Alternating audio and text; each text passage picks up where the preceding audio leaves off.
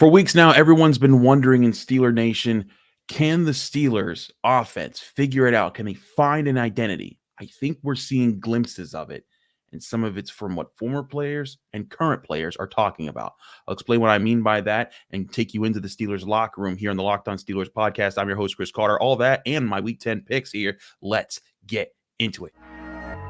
You are Locked On Steelers, your daily Pittsburgh Steelers podcast, part of the Locked On Podcast Network, your team every day.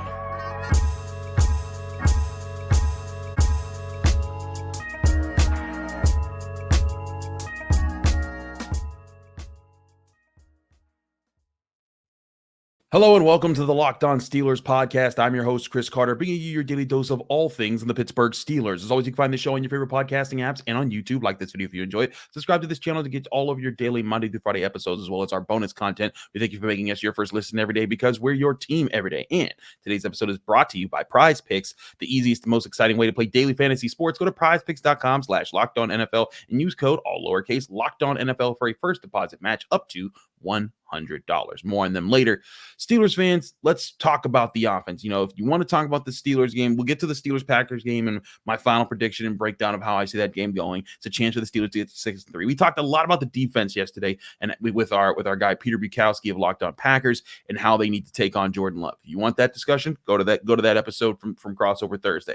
But I want to talk about the offense, specifically the offense that could be building for the Steelers. And I know everyone's been waiting for it to happen. Hey, I've been waiting for it to happen. I'd love to cover some offense. It'd be a lot more fun, right? Talking about some fun, more ways to break things down in successful plays and then putting up some more points.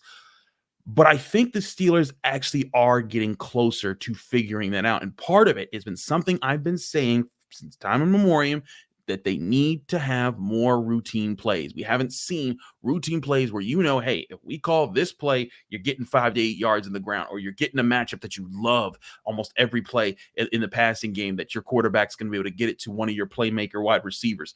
There's a lot there that I think that's needed to happen. And I think we're starting to see the foundation for that being built. When you look at the all-22 film, when you see it, break it down and compare it week to week, I think that the Steelers are finding that.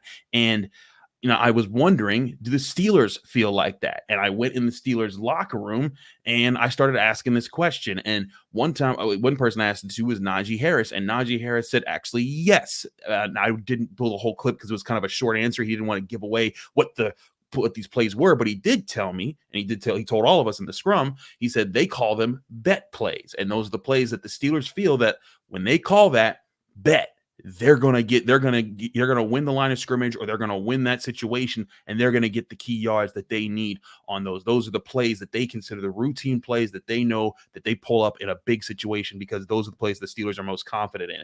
I asked Kenny Pickett that same question, and he talked a little bit more about that. Here was Kenny Pickett in the Steelers locker room on Wednesday when I asked him that question. Kenny, how do you think you guys are growing, and how many plays do you guys feel like you call it, regardless of what team you're facing, you're going to have success in? Say that again at the start. Do you feel like you guys are developing more routine plays that you guys can call week in and week out that will get you guys success? Yeah, I think so. And that's what, as the season goes, you kind of build those plays, and now you're just dressing them up differently. And then, you see around the league, that's kind of, at this point in the season, you are what you are. You kind of feel good on those plays. You dress them up, and you get guys open different ways. So, yeah, we'll continue to do that. So that's Kenny Pickett explaining, yeah, they do have those plays, and now it's just about disguising them in different ways so it's not as obvious. And that does go on Matt Canada, and I think that the Steelers are finding different ways to do that, throughout the weeks. But they also need to hit on them more routinely. But when I asked them about it, it's clear they're finding those things. They're still figuring those things out because this is a young offense. A lot of older offenses, they have those plays. It took years for the Steelers to find some of the plays that worked with the Killer B era, whether it was how they would pull two offensive linemen to lead in the run blocking game, how they would line up Antonio Brown across from Martavis Bryant or Juju Smith-Schuster and get them in situations that they thought teams would have hard times making a choice. Do we just double cover Antonio Brown? Do we leave our corners on these guys over here? Who do we try to match up with? It's those type of calls that build a successful offense and actually get into the critiquing of how is an offense being called. But when you don't have those plays, when you don't have that foundation, it is that much harder. But again, it doesn't matter if you call some amazing play that on a board it looks cute and cool.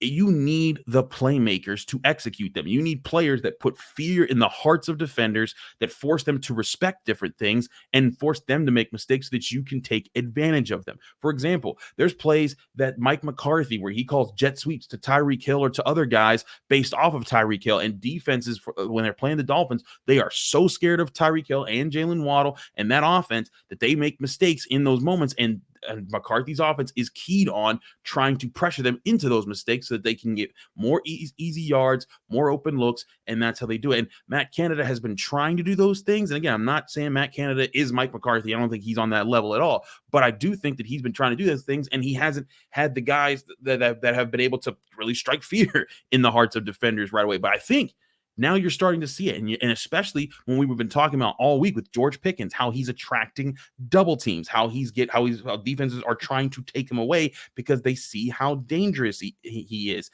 That is part of what they're starting to do, and I think that's part of where Pickens, his frustrations come from, but that is exactly what you want to open up the offense, because as Kenny Pickett said after the game, as several Steelers have said since then, it allows other people to get in single coverage and put the defense at a disadvantage. It also helps open up the run game because people are focusing on Pickens. Najee Harris spoke about that when we asked him, has he talked to George Pickens this week about that situation? And he said this from the Steelers locker room, same day I talked to Kenny Pickett.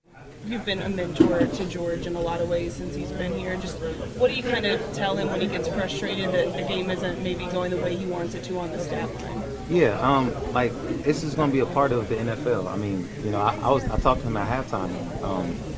Whenever you're a key player in the offense, they're not just going to let you blow up the stat sheet. That's what I think that people fail to realize. They're not going to let you be a game worker. That's what we call it. So they're going to find ways to minimize that player. And when you find ways to minimize that player, it creates somebody else's opportunity to eat. And that's the part of the team. So I was telling GP that it's okay. There's nothing wrong with being frustrated. It's just how you handle things when you're frustrated. There's obviously he's a talented guy. They're going to do all types of things to minimize him. But I was just telling him in the middle of the game too that you got to keep your composure, man, and just know that you're going to have an opportunity. When you have an opportunity, I'll let you play. So, GP's a talented guy. Like I said, I talked to him before half. I talked to him at halftime. And I was just telling him just to be focused and stuff. Did you talk with him at all in the last couple of days? I know that there was some stuff on social media, things like that. Today, I was just the same stuff. I'm like, it's okay to be frustrated. Just we're young. Just got to handle it in a better way, and you'll be good. But ain't nothing to make a big deal off of. This is part of the sport, and it's gonna be ups and downs. But as a team, we just got to rally everybody up and get back to the main goal, and that's winning the games. So there with Najee Harris, you talking about how he talked to George Pickens during the game, after the game, saying, hey, yeah, that's a natural part of football. People respect you, so they're going to try to take you away, and we're going to have to try to adapt to that. And I think it's real funny that it's Najee Harris saying this because he's speaking from experience, because he is who people have keyed on for the past 2 years while focusing on the Steelers, because the Steelers haven't had a passing attack, the scary one. So they said, hey, you take away Najee Harris, you really limit this offense. You don't allow them to get that balance because they don't have the offensive line to really scare us. Najee Harris as a talent, if you let him run, he'll be able to make everyone else's job easier. So I think Najee Harris there is speaking from experience, from all the attention he's attracted. And now you're seeing him in that Titans game, him and Jalen Warren getting a lot easier open lanes because the offensive line's getting downhill a little bit quicker because, one, Broderick Jones is on the field and that's helping. But also, two, you're seeing defenses have to pay attention to more things in the Steelers offense because they're respecting that. And that's where, it comes into, this is where creative play calling comes in. How many times are they going to use Pickens isolated on one side of the field to force a defense to declare obviously, are they double teaming him or are they not? Because if you don't put another defender over there, Pickett gets to know, hey, George Pickens is going to be on one-on-one, and I like this matchup over here. Or if they put a safety over the top on that side, okay, well, that's two defenders that they're putting on over there. That means that if he's out wide, we have all our guys over here. We can get some mismatches here, whether it's in the run game or the pass game. And so those are part of the routine things that need to be part of the Steelers offense. And it has to be built on what Najee Harris was talking about with game records and guys who are respected in that way. And I think what they're also starting to do is they're starting to key in on the strengths of their offensive line and putting guys in situations that they're going downhill. They're using their strength.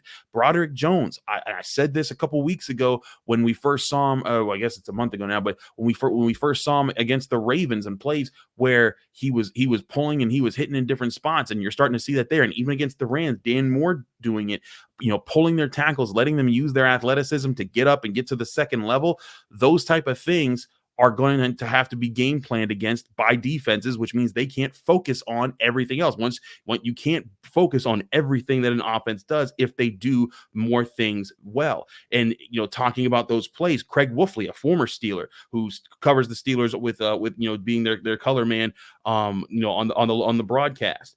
He's been talking about it. When I posted a clip of one of the plays against the Rams, they had Dan Moore Jr. pull up into A gap, and he was getting down to the second level and getting the linebacker. He said, that's the old 92 trap. We used to call that in the Chuck Noll days. And I'm like, wow, that's really cool. And then he also brought it up again during the broadcast in the against the Ravens, and there was a 33 trap that sprung open Jaylen Warren, and it's using Say O'Malley, using Broderick Jones, using those guys, finding those strengths and incorporating them more consistently into the offense. And that's where the Steelers, if they are going to turn the corner on the offense, if they're going to figure things out, they have to focus on those strengths and balance them out. And if they're able to do that, use it George Pickens whenever he's not, if target George Pickens when he gets single coverage, if he's getting double coverage, find other ways to hurt defenses and say, hey, if you take him away, Diontae Johnson is going to hurt you. Najee Harris is going to hurt you. Jaylen Warren's going to hurt you.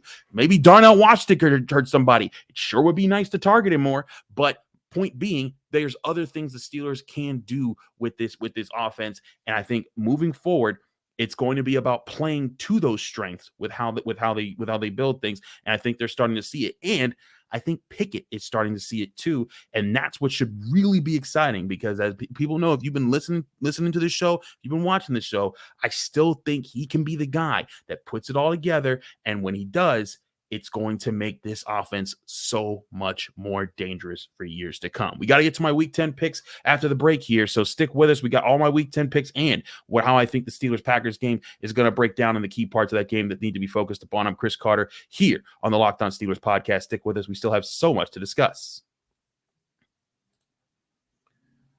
But first, I want to remind you, this show is brought to you by PrizePicks. PrizePicks is the largest daily fantasy sports platform in North America, and the easiest and most exciting way to play daily fantasy sports. It's just you against the numbers. Instead of battling thousands of other players, including pros and sharks, and all you have to do is pick more or less on specific stats for 2 to 6 players on their projections, and you can watch the winnings roll in. PrizePicks is the fun new daily fantasy game that everyone needs to start playing right now. With basketball season here, you can now pick combo projections across football and basketball from what's called the Specials League. It's a league created specifically for combo projections that includes 2 or more players from different sports or leagues. For example, if you think LeBron James and Travis Kelce will combine for a 10.5 combo of 3-pointers made plus receptions, you can say more or less, and that's your entry in on PrizePicks. With PrizePicks reboots policy, your entries stay in play even if one of your players gets injured. For NFL games and college football top 25 matchups, if you have a player who exits the game in the first half and doesn't return in the second,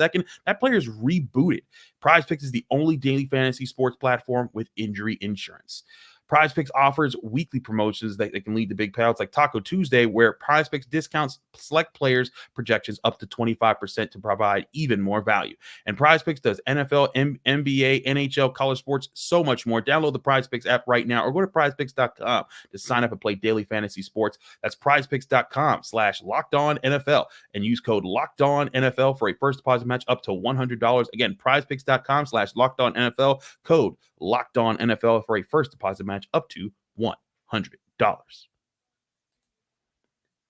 We're also brought to you by Jase Medical. Jase Medical has brought to you the Jase case, which provides 5 life-saving antibiotics for emergency use. All it takes to get a Jase case is simply filling out an online form, and in some cases, jumping on a quick call with one of their board-certified physicians. You can get ongoing care from their physicians on any treatment-related questions, doctor created and doctor recommended. Don't be caught unprepared, whether you're on extended travel, bracing for major weather event, or limited by yet another supply shortage. Jase Medical's got you covered. Thanks to the partners at Jase Medical, life-saving antibiotics and a long list of daily medications can be ordered in a 1-year supply. Even ED generics for Cialis, and Viagra. Jace handles everything from online evaluation to licensed pharmacy medication delivery and ongoing consultation and care. Jace Medical is simple. You go online, fill out a form, and then you get prescription life-saving medications right to your door. The Jace case gives you peace of mind so that you are not just hoping that you have to have access to medication in an emergency. Jace Medical makes sure that you have the medication in hand. Go online right now at jacemedical.com and to receive your 12-month supply on your daily medication. Remember to use promo code LOCKEDON at checkout for a discount as well. If you or someone you love would get some peace of mind by having a year's supply of any daily med, go to jacemedical.com to see if it's offered for you. Remember to use promo code LOCKEDON for $20 off your purchase at Jace Medical, and make sure you try out getting the Jace case.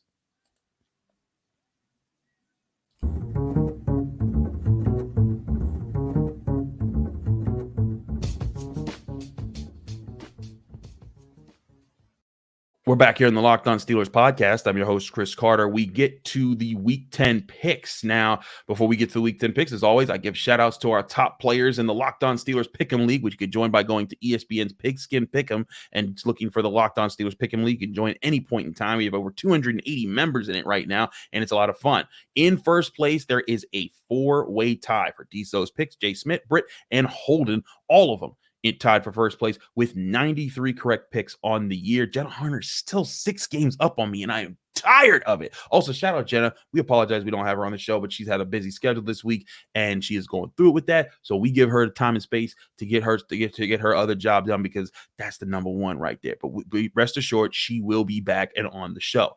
So without further ado, let's get to our Week 10 picks. The Bears, I did pick them to win this game, won a sleeper fest against the Panthers. It was one of those games that I was like not paying a whole lot of attention to because I was doing other things at the time. But in all seriousness, next Thursday will be very interesting because that'll be Ravens Bengals. Steelers fans will have their eyes glued to that game. But let's get to the games that are left here. And reminder, all our odds and ends and our lines are brought to you by FanDuel Sportsbook, the number one sportsbook in America. First game, we go to 1 o'clock here. The Colts at the Patriots. The Colts are 1.5-point favorites, and I'm taking them on the road here. The Patriots have been a disappointing team, but the Colts have been a feisty team. They've got a defense that's been getting after it, causing turnovers, stuff in the run, and their offense with Gardner Minshew just enough. I got to see their injury report on Friday to confirm who's going to exactly be available, but I like that their chances against this Patriots team that's struggled all year. Another game, actually, that's a 9:30 game, excuse me, because that's one of the Germany games, so excuse me. But now we get to the 1 o'clock games, and that's going to be the Niners at the Jaguars. The Niners are favored by 3 points on the road here in Jacksonville, and man, I am tempted by this game, and I took the temptation. I'm taking the Jaguars in this situation. I think the Niners, yes, they're coming off a bye, but they're coming over to the East Coast. They're playing against the Jaguars team that's also fully rested. I think this Jaguars team is going to give the Niners some problems, and they're going to get after it. And you're going to see the Niners after their hot start. I think they've cooled off a little bit, and the Jaguars, they're going to keep riding high. I got them winning at home. The Saints at the Vikings. The Saints are 3-point favorites against the Vikings, and look, I'm loving what the Vikings are doing right now. Josh Dobbs, if you're a Steelers fan who remembers Josh Dobbs was one of the nicest people you could meet. He was always so good with kids and all the charity work that he did in Pittsburgh. And, he was always like a third stringer for the Steelers, but no one ever said anything bad about Josh Dobbs or no one had anything bad to say about Josh Dobbs as far as what kind of a person he was. So when he went to the Cardinals and started balling out, Steelers fans were rooting for him there. And you saw that great, the great effort he showed when he went to the Vikings, didn't even have snaps to practice with when he played for the Vikings and led them to a win last week. This week, I don't think that's going to get done. The Saints have a really good defense. They have a balanced team. I think that the Saints find a way to win here, but I do think Josh Dobbs comes out and does make some plays. But I'm taking the Saints to win on the road, and I'll keep the points as well. I think that they'll win by more than 3. We're going to the Titans at the Buccaneers, an important matchup this week in the AFC for both teams if they want to stay in their playoff race. The Buccaneers are favored by 1.5 points, and I'm going to take them on that. I think that actually the Buccaneers at home can be a team that battles it out. I think Will Levis is starting to figure some things out, but I really like one thing the Buccaneers have. They have guys up front, Vita Vea and now Kalijah Kancey, the pit man who went in the first round this year at defensive tackle. Those guys should be active for this game, and the Titans line won't be able to hold up. I'm taking the Buccaneers here. Now, a game that Steelers fans will be keeping an eye on while they're watching the Steelers play the Packers at 1 p.m. will be the Browns at the Ravens. The Ravens are favored by 6.5 points at home. And I like the Ravens for this game. I think the way the Ravens play defense and offense will counter what Cleveland does best. And I think it'll give the Ravens a chance to win at home and continue to assert their lead in the AFC North. And that win will also give the Steelers some breathing room if they're able to get a win over the Packers. We'll talk about that game too. Now we go to the other game that Steelers fans are going to be keeping an eye on at the 1 o'clock hour, and that's the Texans at the Bengals. The Bengals are 6.5-point favorites, just like the Ravens are. I was tempted to pick the Texans because it looks like Jamar Chase and T. Higgins are dealing with some serious injuries, and that would bring down Tyler Boyd to be the number 1 wide receiver. And Tyler Boyd, another Pitt man, he's still talented, but he's not that guy. He's not that number 1 guy that you want for Joe Burrow. And it makes me pull up because C.J. Stroud is playing phenomenally, but the Texans are also dealing with a lot of injury questions to a lot of different positions. So I'm going to take the Bengals. I think they're overall the better team anyways, despite those injuries. I think that both injuries will cancel out, and the better team will win this one. Bengals win at home. Again, we'll pick Steelers, Packers in the third segment here. But moving along, the Falcons at the Cardinals. The Cardinals, man, Kyler Murray's back, but I'm not sure if it matters a whole much. This team is basically setting itself up so that they can rebuild in the draft and start to climb back up in the future years. I'll take the Falcons on the road, winning this one out of their time zone. Going on to the Lions at the Chargers. This is an intriguing matchup in the 4 o'clock hour here. The Lions have been a good team. The Chargers are the team that everyone says will be good every year, and then they're not. I'm taking the Lions. I think they're playing better football. I think they control the line of scrimmage. They get after Justin Herbert enough in this game, and that's the difference maker. They'll win even with the 3 points that they're given on FanDuel Sportsbook. Then the Giants at the Cowboys. This is a crazy spread. I'm tempted to just take the Giants if I was betting here in this game because 17.5 points is how many points the Cowboys are favored by. That's a lot of points in the NFL to put on somebody. I'm going to take the Cowboys to win, but I like the Giants to cover some because I'm not sure if they'll allow themselves to go down that much, even though the Giants are a stinking pile of trash right now. But Commanders at Seahawks. Seahawks 6.5-point favorites. I think that's fair. I'm taking the Seahawks at home against the Commanders team that's not really doing too well. They were sellers at the deadline. Jets at Raiders. This is an intriguing matchup because both of these teams are, didn't have great starts and they're trying to build it back. They're trying to, build some momentum. I'm going to take the Raiders at home in this one. I think that they do just enough on defense to cause problems for the Jets. I think this is going to be purely about which defense gets after the quarterback and which teams manages that better. I think the Raiders do that at home against the Jets better. Then we move on to Monday Night Football here, and it's the Broncos at the Bills. I'm taking the Bills -7. I know the Broncos were upstarts and upset the Chiefs the other week. I think that was a divisional rivalry thing, and I'm totally taking the Bills to handle their business at home. But who do I have in Steelers-Packers, and what are the keys that the Steelers have to achieve in this game? We'll get to all that in just a minute here on the Locked On Steelers podcast. I'm your host, Chris Carter. Stick with us. We still have a lot to discuss. But first, I want to remind you, this show is brought to you by and sponsored by BetterHelp Therapy Online.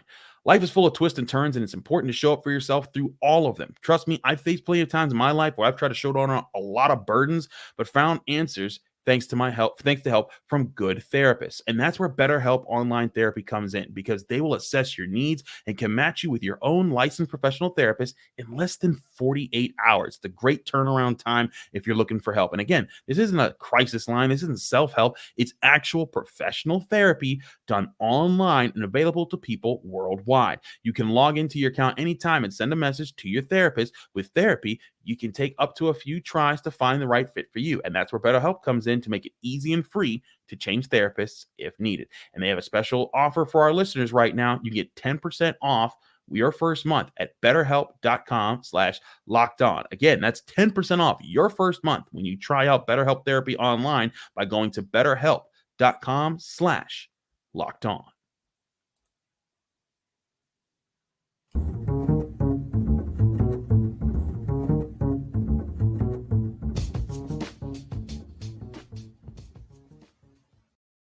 Back here on the Locked On Steelers podcast, I'm your host, Chris Carter. We continue our discussion here. Let's focus on this Steelers-Packers game now, because these are two teams that are coming into this game, and both are in kind of different positions right now. The Packers 3-5. They need to do something to stay in the picture of trying to get into the NFC playoff race.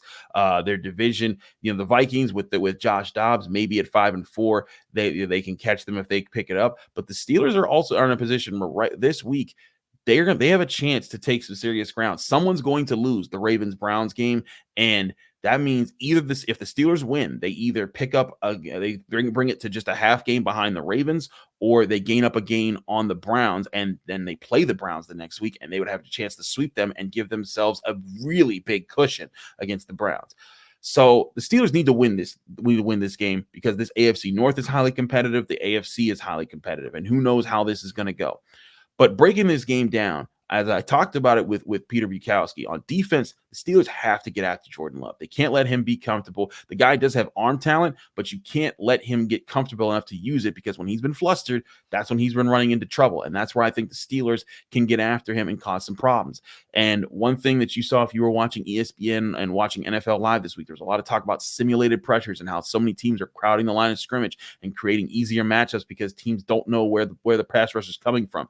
The Steelers in this game, I think that they do a little bit of that to try to confuse the Packers offensive line and create those mismatches that they can get up front to cause Jordan Love to panic in the pocket. Both teams have young offenses that are trying to figure things out. The Packers have what I believe is actually, if I looked this up correctly, they have the youngest offensive set of playmakers to work with in the receiver room and the tight end room with a quarterback in the NFL. The Steelers need to take advantage of that, and that's why I think that they do in this game. Jordan Love has thrown quite a few interceptions this year. I think that this is a game where we see Jordan Love make some key mistakes against the defense, but it won't matter, right, if the Steelers can't score. And that's where I think the Steelers do find some of their foundation in this game to build forward on. I think that if the run game, where it sounds like Broderick Jones is going to start, I think if the run game is going to be there, that can be such a huge factor to, again, balance this offense, make Kenny Pickett not have to be the play Superman.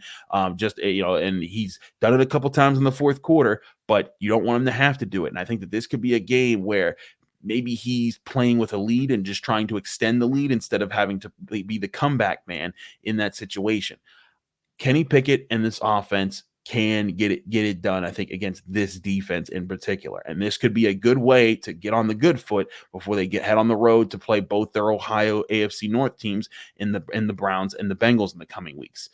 I think a big key to this game, like I said, control the line of scrimmage. Don't let those running backs get loose. Get after Jordan Love. But on the offensive side of the ball, they also have to control the line of scrimmage. If you go back and you watch the Steelers sights and sounds games, the confidence that you heard from this team, and also the confidence you heard from Broderick Jones in the locker room, I believe it was on Thursday when he was talking to reporters.